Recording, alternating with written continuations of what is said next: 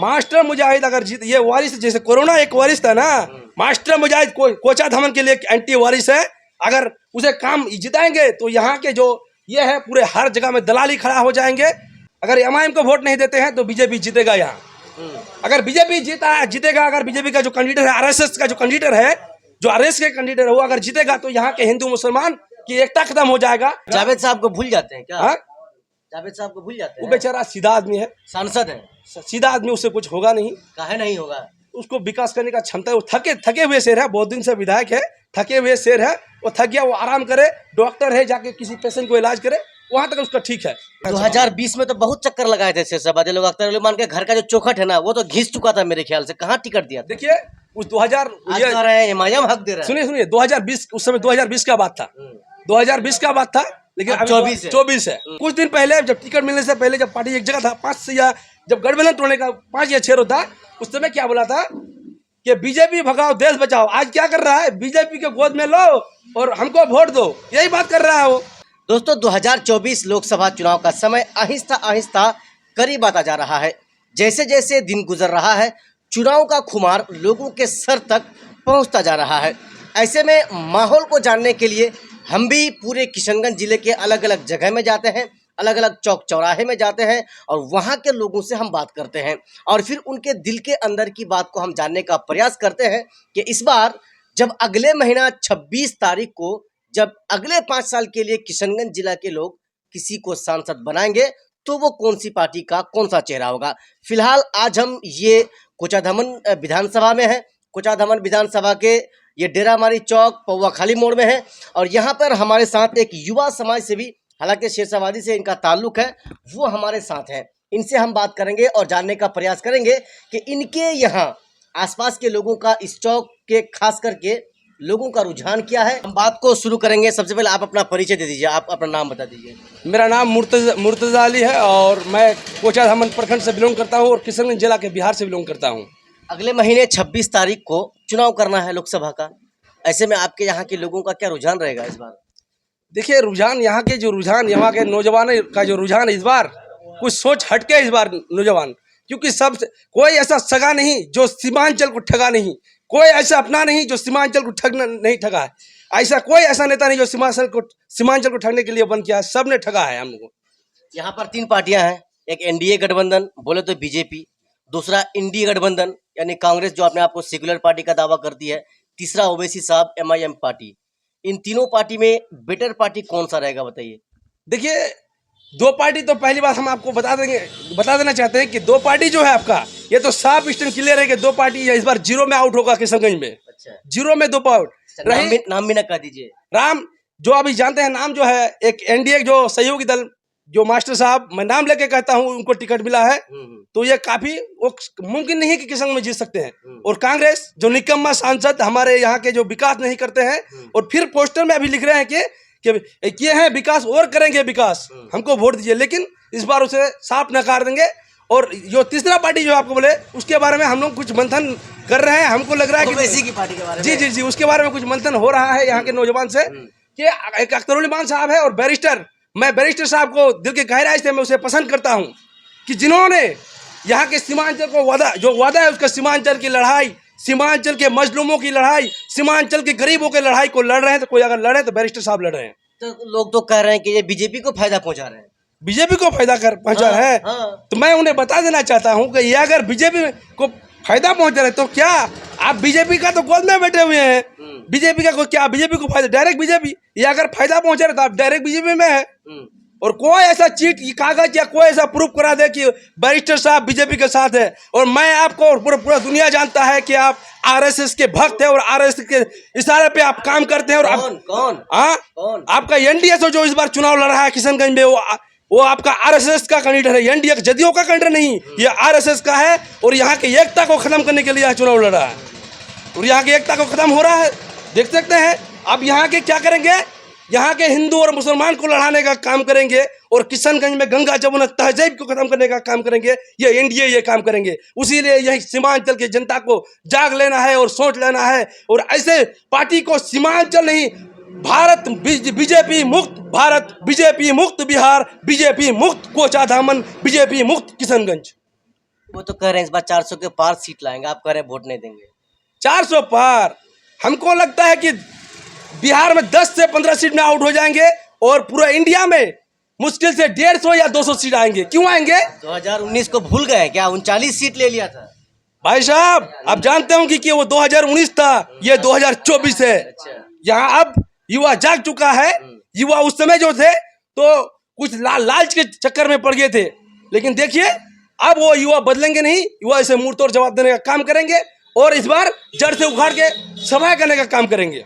लोग कह रहे हैं जितना भी जवान पार्टियां सब मुजाहिद मुजाहिद कह रहे हैं, आप कह रहे हैं मुजाहिद ठीक नहीं। अरे भाई, जमीनी स्तर में देखिए ना भाई, मुजाहिद सोशल मीडिया और फेसबुक तक खत्म है। लाश तो मंगा रहे हैं विदेश से। ये लाश अपने आप ये अपना मुद्दा बना रहे हैं। उसका जो दो चार जो चमचा रह जाता ना, वो चमचा बना रहे कि मास्टर साहब काम किया, मास्टर साहब काम किया। ये दलाल है और दलाली करते हैं हर थाना में और हर मोहर में दलाली करने जाते हैं। और ऐसे दलाल को इस बार खदेड़ने की जरूरत है और भगाने की जरूरत है। इसे मौका नहीं देंगे। भी आपके इसी विधानसभा से विधायक रहे थे, उस समय वो आरजेडी में हुआ करते थे, विकास किए थे वो। जी, अख्तर इमान का मैं विकास जो काम किया उसको बोलना चाहिए। अख्तर इमान जो यहाँ हमारे जो डेरामारी पंचायत का बात कहते हैं खास करके हम, कि ऐसा एक गांव था जो आज़ादी के बाद, आज़ादी के इतने दिन बाद भी उस गांव में एक रोड नहीं था, लेकिन उस जगह में उन्हें एक आरजेडी का जब विधायक हुआ करता था तब एक पुल बनने का काम किया। यह आरजेडी का देन नहीं, यह अख्तर इमान साहब का देन था। अख्तर इमान साहब ने वो काम किया है, बिल्कुल अख्तर इमान ने काम किया। और देखिए ये आपका अख्तर इमान क्या कह रहे थे कि सीमांचल डेवलप फंड देंगे।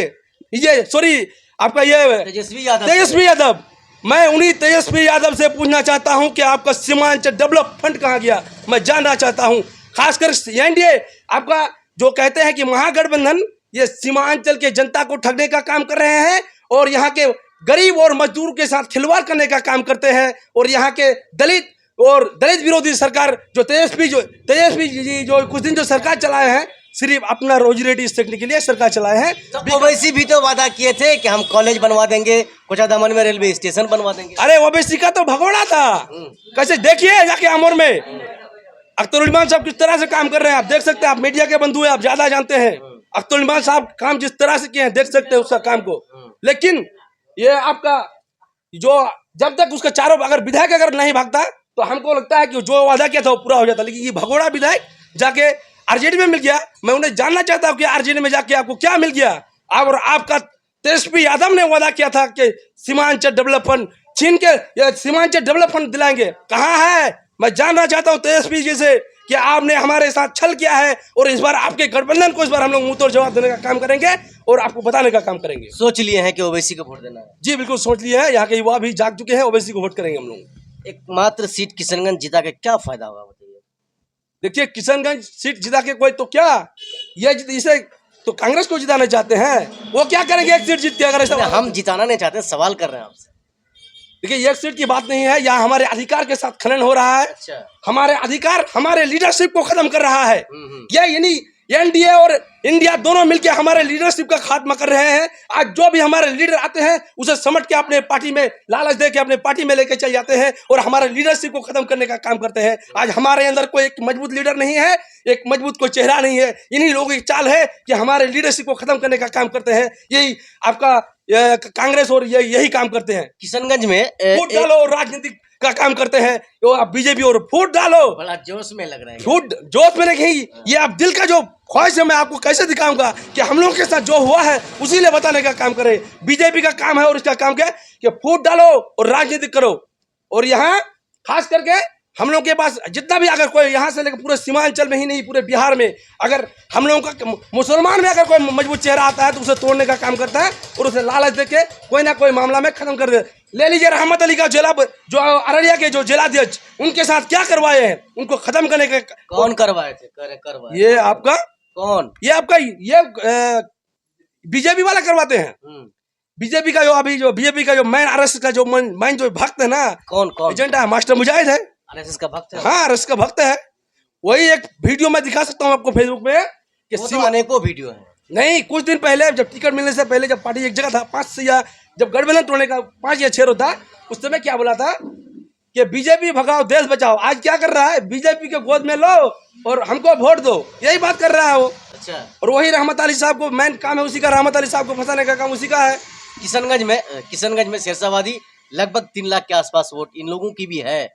इस बार ये शेरशाहबादी लोग किधर जाएंगे? शेरशाहबादी इस बार किशनगंज के मौजूदा हालात को देखते हुए हम लोग सबको सोचे हैं कि हमारे खास करके हम लोगों के अधिकार जो पार्टी हम लोग का हक देगा उसी को हम लोग इस बार चुनने का काम करेंगे। कौन दिया है आपको अधिकार? हक कौन दिया? कौन सी पार्टी? देखिए अभी अवाम दे चुका है कुछ ना कुछ। हमारे जो क्या दिया है? हमारे एक लीडर एक नेता को छोटा सा मुरसलीम नाम से उसे जिलाध्यक्ष बनाया है, युवा प्रकोष्ठ के जिलाध्यक्ष बनाया है। और हमको भरोसा है कि अगर हम लोग उसे एक ये प्लेटफॉर्म होकर देंगे तो हमको कम से कम 2 हम लोग का भागीदारी है, 2 सीट हम लोग को किशनगंज जिला में मिलेगा। 2020 में तो बहुत चक्कर लगाए थे शेरशाहबादी लोग। अख्तर उली मान के घर का जो चौखट है ना वो तो घिस चुका था मेरे ख्याल से। कहाँ टिकट दिया? देखिए उस 2000 एमआईएम हक दे रहा है। सुनिए 2020 उस समय 2020 का बात था, 2020 20 का बात था, लेकिन अब अभी 24 है और हम लोग 25 में वोट करेंगे। इस बार विधानसभा का चुनाव 2025 में है। सुनिए ना, अख्तर उली मान से बात हुई है क्या टिकट देगा? नहीं, अख्तर उली मान कहा है कि टिकट मैं दावे के साथ किसी की तरह झूठा अख्तर उली मान ने कहा कि मैं झूठा वादा नहीं करूंगा, लेकिन हाँ आप लोग अपने आप में मजबूती लाइए, अपने आप में एक यूनिटी लाइए, एकता हो जाइए। टिकट आप लोगों का इस बार लाने आए थे ना, हम टिकट देने के लिए आप लोगों को जाएंगे। कब बोले थे? कुछ दिन पहले बोले हैं, हम मिले हैं और भी कुछ लीडर मिले हैं। हम लोग को बोले हैं कि इस बार लाने आए थे ना आप लोग, ठीक है, इस बार देने के लिए आएंगे टिकट हम लोग। अख्तर साहब बोले हैं। अच्छा, लोकसभा में क्या फायदा है? 11 सीट में बिहार में चुनाव एमआईएम लड़ रहे हैं, फायदा होगा कुछ? देखिए फायदा क्या फायदा होगा बताइए? फायदा ये होगा कि हमारे अधिकार के साथ जो खनन हो रहा है, हमारे लीडरशिप को जो खत्म किया जा रहा है, इसी लीडरशिप को जिंदा करने के लिए हम लोग अपनी लड़ाई लड़ रहे हैं। सीमांचल के हक के लड़ाई को लड़ रहे हैं हम लोग। मैंने खाएंगे ना खाने देंगे, दूसरा कोई खा जाए, तीसरा खा जाए। अरे भाई क्या फायदा? यहाँ आपका अगर ये नहीं करते हैं, एमआईएम को नहीं देते हैं अगर वोट, अगर एमआईएम को वोट नहीं देते हैं तो बीजेपी जीतेगा यहाँ। अगर बीजेपी जीतेगा, अगर बीजेपी का जो कैंडिडेट है, आरएसएस का जो कैंडिडेट है, जो आरएसएस के कैंडिडेट है, वो अगर जीतेगा तो यहाँ के हिंदू मुसलमान की एकता खत्म हो जाएगा, यहाँ दलाली ज्यादा बढ़ जाएगा। जावेद साहब को भूल जाते हैं क्या? हाँ? जावेद साहब को भूल जाते वो हैं? बेचारा सीधा आदमी है, सांसद है, सीधा आदमी, उससे कुछ होगा नहीं। काहे नहीं होगा? उसको विकास करने का क्षमता है। वो थके हुए शेर है, बहुत दिन से विधायक है, थके हुए शेर है। वो थक गया, वो आराम करे, डॉक्टर है, जाके किसी पेशेंट को इलाज करे, वहां तक उसका ठीक है। लेकिन वो अगर सांसद में आता है ये नहीं होगा, क्योंकि इस बार ये अख्तर उली मान भी तो 4 बार विधायक बन गए, वो भी तो थक चुके हैं। नहीं, अभी अख्तर उली मान और मास्टर मुजाहिद 1 मरतबा बने, 2 मरतबा, 1 मरतबा तो 14 महीने के लिए बने थे। मास्टर मुजाहिद अगर जीत, ये वारिस जैसे कोरोना एक वारिस था ना, मास्टर मुजाहिद कोचा धमन के लिए एंटी वारिस है। अगर उसे काम जिताएंगे तो यहाँ के जो ये है पूरे हर जगह में दलाली खड़ा हो जाएंगे और हर जगह में रिश्वतखोरी खड़ा हो जाएंगे। मैं आपको प्रूफ के साथ दिखा सकता हूँ कि यहाँ अगर उसको जो पार्टी जो उसका विरोध करता है, एक यहाँ चौक है डे मार्केट चौक, पोवा खाली मोड़, जो उसका विरोध करता है उसको यहाँ दुकान बनने नहीं देगा। अभी भी ये चौक है, आपको दिखा सकते हैं। कौन बनने नहीं देगा? मास्टर मुजाहिद बनने नहीं देगा, जो उसका विरोध हाँ। अच्छा। यहाँ के दुकानदार के साथ बीते कुछ दिन पहले इतना नाइंसाफी हुआ है कि यहाँ ये बनेगा, हॉस्टल बनेगा, ये करेंगे।